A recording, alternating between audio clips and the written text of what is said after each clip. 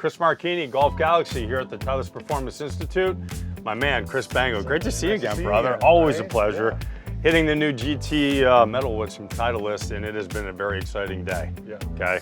I got to tell you, personally, as a fitter, there's no more satisfying thing to me than to get a player optimized or see that look on their face when they get dialed. What's that like for you? I mean, I love it. You know, if you ask me like how I got into fitting, like it was because I don't like teaching. I feel like I can help someone play better just by getting them in the right equipment. Yep. And that smile on their face when they turn around and they see what good ball flight looks like. I think that's why we love what we do, right? Yeah. Talk a little bit about the philosophy of fitting a driver. Yeah, so I think drivers, everyone wants to get fit for a driver, everyone wants to hit it further. I think longer, faster, straighter, those three things all have to be together, right? A driver's only good if it goes straight, right? So our fitting philosophy, obviously we're trying to maximize ball speed, right? But we're also trying to maximize dispersion, right? I want that driver to be in the fairway every time. And I think an underutilized tool in fitting a driver is land angle. Everyone always chases low spin, low spin, low spin, but land angle is a combination of ball speed, launch, and spin. And you really want all three of those things to work together to give you a nice landing. And that really optimizes a shot for a player as an individual.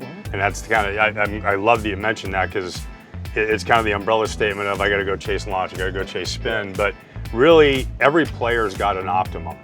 Would that be fair to say? For sure. I mean, I think we get this question all the time as fitters. It says, what's perfect spin on a driver? There's so many answers to that, That's right? I need to know, if you ask me that question, I need to know what your ball speed is, I need to know what your launch is. If you just told me what your land angle is, I'll know how those three numbers work together. And there's so many things that can affect and cause you to kind of chase a number.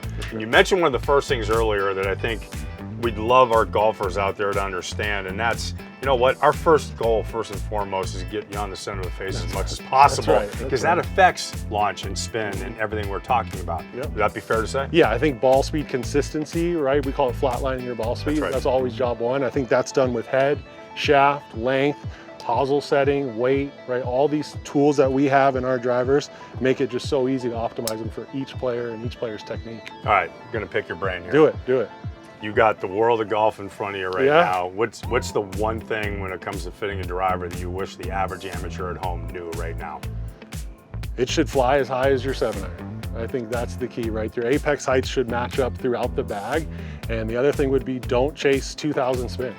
2,000 spin is not good for everybody. I think a lot of guys who come here, they have this idea that every driver should spin at 2,000. Beautiful. If you can launch it at 14, it should, but that's not for everybody. That's right, exactly. Yeah. I've only seen that on a robot a couple times and some really elite players. Or on TV. On TV, exactly. No names on the bag. That's right. Chris, thank you so much. Fun, you're the best, man. I really appreciate it. We'll see you at Golf Galaxy soon to get fit for the new Titleist GT Metalwoods.